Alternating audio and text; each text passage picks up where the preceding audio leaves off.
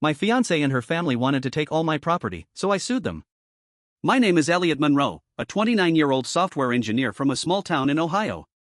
For most of my life, I believed in the goodness of people, the sanctity of love, and the promise of a shared future. That belief was shattered when I met Clara Whitman.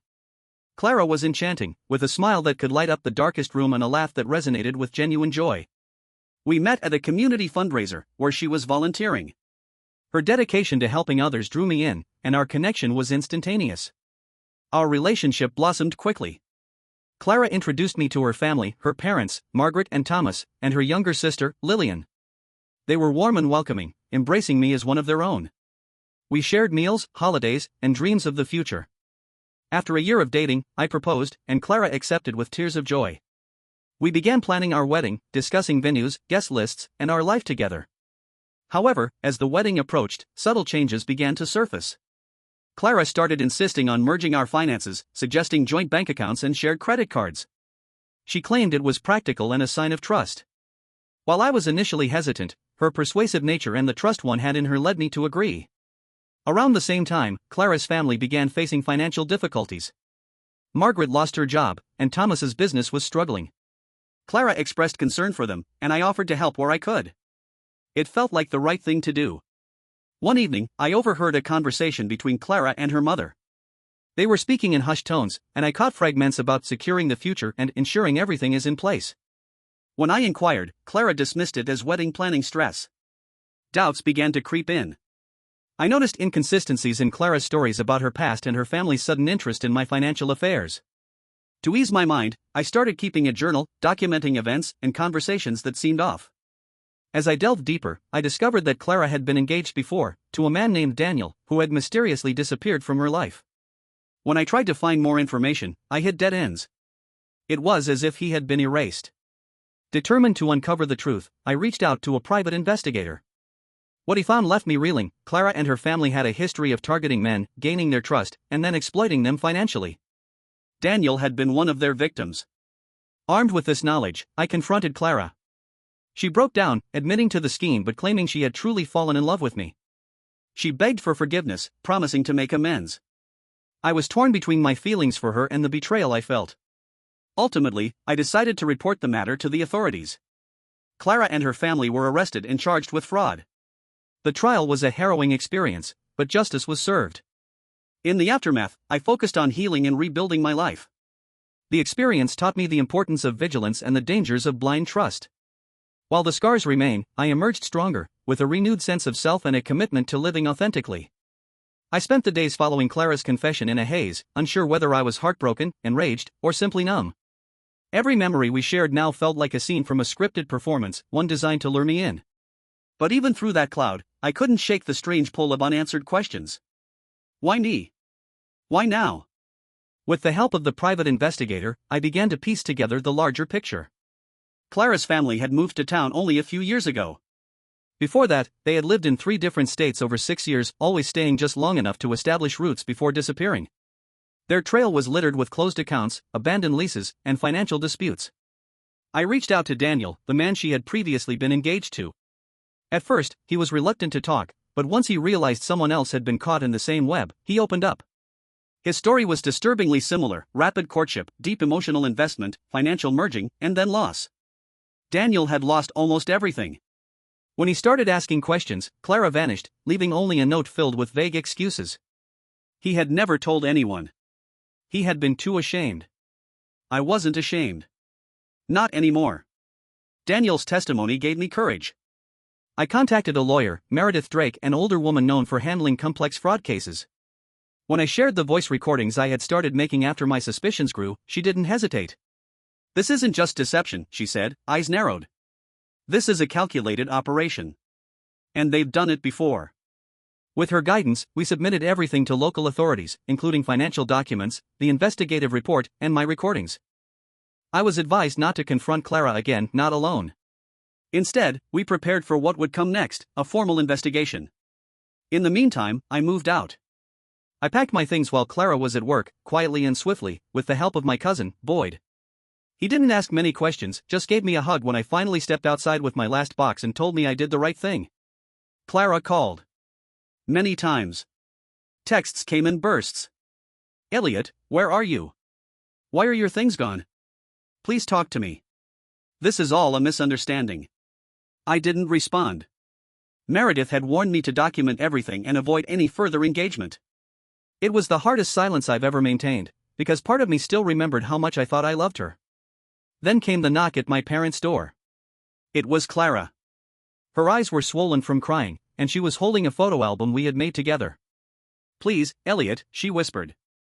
You're making a mistake. We're supposed to be together. My father stepped between us. It's time for you to leave. The door closed. I didn't open it again. What followed was a whirlwind of statements, interviews, and legal motions. Clara, her parents, and Lillian were all called in. At first, they denied everything. They said I was overreacting, imagining things. Clara said I had a fear of commitment. Her mother claimed I had offered them help, and they had merely accepted. But the evidence was mounting. And then, investigators executed a search warrant on their home. That's when everything changed. They found a ledger, a real, physical notebook hidden behind a false panel in a closet. Inside were pages filled with details of their schemes, names, account numbers, behavioral notes, emotional triggers, and patterns of manipulation. My name was on 3 pages, outlined with dates, dollar amounts, and even notes on my preferences. It made me physically ill to read. I was a project. A line item. The investigators found another surprise: digital backups.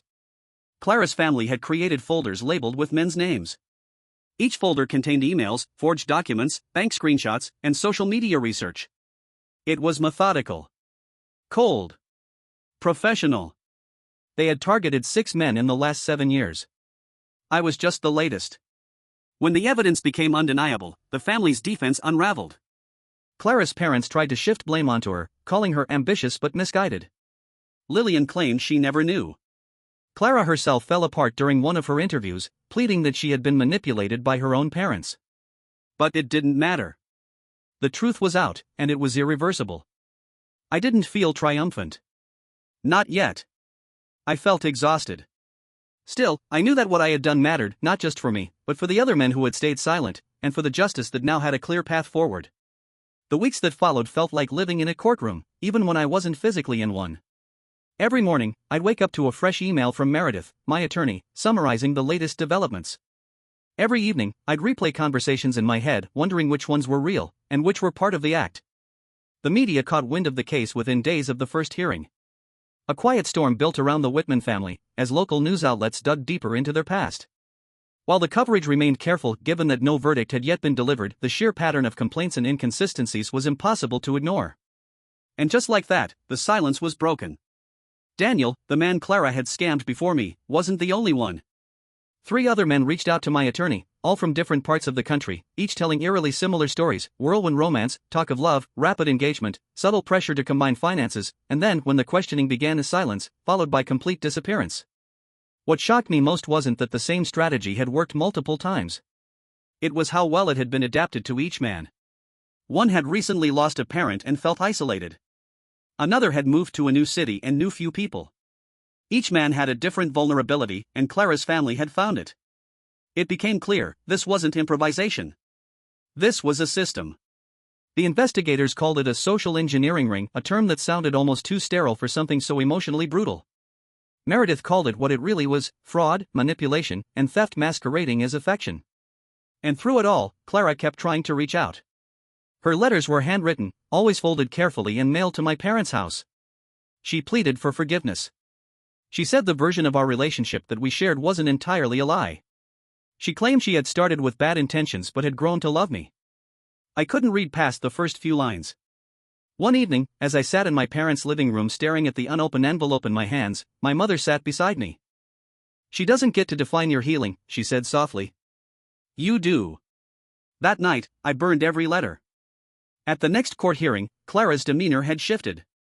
She was no longer tearful or remorseful, she was quiet, rigid, resigned. Her lawyer had advised a change in strategy, full cooperation, in exchange for leniency. The prosecution had other ideas. They had uncovered enough evidence to open investigations in 2 other states. Financial records showed international money transfers from the victims' accounts. Immigration authorities became involved, uncovering discrepancies in visas, documentation, and even identities. Clara's family had aliases. They had alternate social security numbers. And they had been doing this longer than any of us had realized. It was no longer just about me. I remember the day the forensic team returned from searching a storage unit rented under Clara's father's name. Inside were boxes of documents, forged leases, fake employment histories, false credentials, tools of the trade. Alongside them, printouts of dating profiles, notes about potential targets, and even mood boards for engagement ideas. I was sick for hours. It was then that the word network began surfacing in legal documents. This wasn't just a family scam. It was potentially part of a wider fraud operation. One that stretched across state lines, involving extended family members and acquaintances. When I testified in court, it was both the hardest and most liberating thing I've ever done. I spoke clearly, holding nothing back, not to hurt Clara, but to reclaim the parts of myself that had been used. I told the court how trust had been weaponized against me. How affection had been used as currency. How deception had been dressed in the language of love. The courtroom was silent when I finished. The prosecutor nodded. The judge gave me a long, steady look. And Clara? She stared at the floor. When I stepped outside afterward, the winter air hit me like a wave. For the first time in months, I could breathe. And in that moment, I realized something. Justice wasn't a single moment. It wasn't the gavel coming down. It was a slow, deliberate process of reclaiming truth and standing in it. By the time the trial began in earnest, I was no longer the man who had fallen for Clara Whitman's smile. I was more alert. More grounded. And in many ways, more broken, but not in the way they expected. I hadn't shattered. I had been reforged. The trial lasted 9 weeks. 9 weeks of testimony, evidence, and cross-examinations. It wasn't just Clara on trial, it was her parents, Margaret and Thomas, and her sister Lillian. Each of them faced multiple charges, ranging from financial fraud and conspiracy to identity theft and immigration violations. The courtroom was rarely full. A few journalists came and went. There were no dramatic gasps or outbursts, just the slow, methodical peeling back of a life constructed from lies. I sat through almost every day. Not because I wanted to watch them fall, but because I needed to watch the truth rise. One of the most powerful moments came not from my own testimony, but from Daniel's. He stood at the witness stand, composed but visibly changed. His story echoed mine in so many ways, but he carried a quieter, more wounded sadness. For him, justice was a balm, not a cure. He ended with a simple statement. I just want to know I wasn't crazy. That I wasn't stupid for believing in someone who never really existed. And in that moment, I knew we were the same. The prosecution presented the ledger next, the document hidden behind the closet panel. Every name, every bank account, every false engagement. The judge's face hardened as she flipped through it, page by page. Then came the digital evidence. Flash drives. Emails. Translated chat logs between Clara and her family. One particularly chilling message from her mother read, "Remember, once the account is merged, the rest is just timing. He won't see it coming." Clara looked away as the court interpreter read it aloud. The defense tried its best. They argued manipulation. Claimed Clara had grown up under the thumb of controlling parents. That she had been coerced. That her romantic feelings for me were real even if everything else wasn't. I believed none of it. Because real love doesn't need ledgers. Real love doesn't require fake identities, hidden documents, or rehearsed conversations. Real love doesn't leave you broken. The final week of the trial was dedicated to sentencing arguments. Each victim submitted a statement. Some chose not to be present. Others, like me, stood in front of the courtroom and spoke from the heart. When it was my turn, I looked not just at the judge, but at Clara. She didn't meet my gaze. "I'm not here to ask for vengeance," I said. "I'm here to ask for clarity. Because what happened to me, what happened to all of us, was not just fraud. It was a betrayal of something sacred. Trust. Vulnerability. Hope. I lost those things for a long time. And I'm here to reclaim them." There was silence when I finished. The judge took 2 days to deliver her verdict. When she returned, her ruling was firm and thorough. Clara was sentenced to 4 years in federal prison, followed by deportation to her country of birth. Her parents were immediately deported, with bans from re-entry. Lillian, who had played a smaller role, received a suspended sentence and was placed under house arrest with mandatory counseling and restitution payments. And that was it. There were no handcuffs clinking in dramatic fashion. No televised breakdowns. Just the sound of chairs scraping, papers being gathered, and a door shutting behind the people who once nearly destroyed my life. But something unexpected happened afterward. One of the other victims, a man named Roy, who had never spoken publicly, approached me outside the courthouse. He looked like someone who'd lived 1,000 quiet hurts. "I didn't think I'd ever see this day," he said. "You gave us that." I didn't have the words to respond, so I just shook his hand. That evening, I stood in my childhood room, now serving as my temporary sanctuary. The walls were the same faded green, and my mother had even left an old soccer trophy on the dresser. But I was different. There were still questions I would never have answers to. Still memories I couldn't separate from fiction. But there was also peace.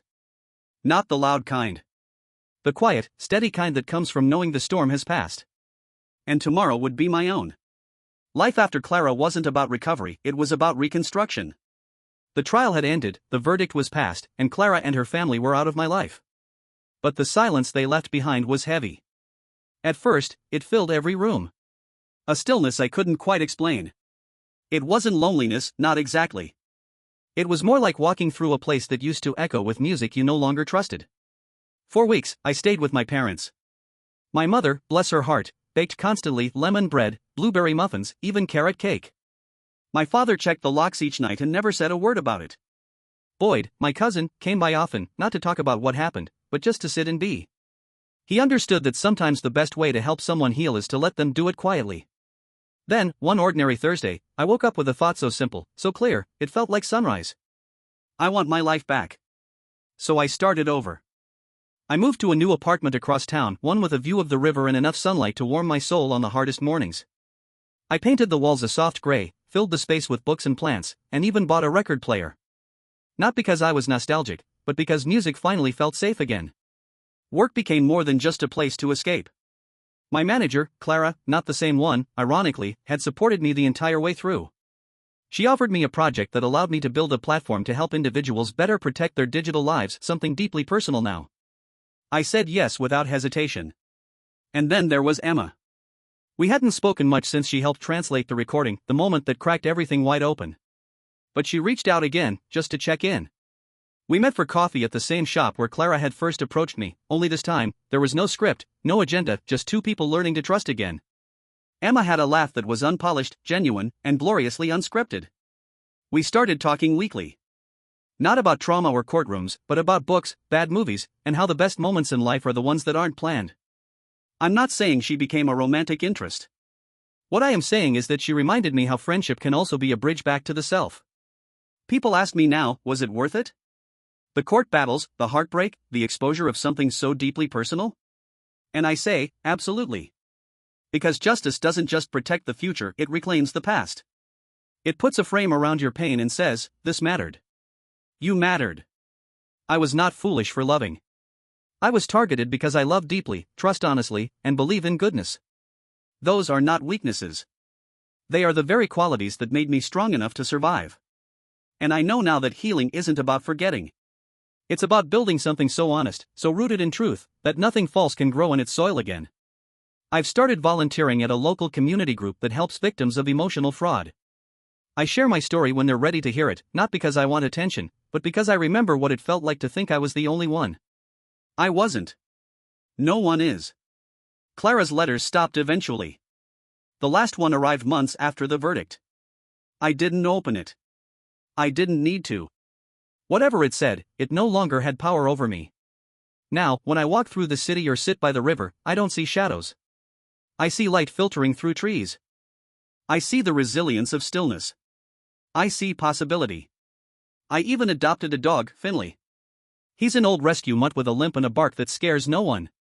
But he sits by me every night, head on my lap, as if to say, you're home now. And I am. Home, whole, and finally, free. Thank you for watching the video, like it if you watched the video to the end and don't forget to subscribe. Have a nice day.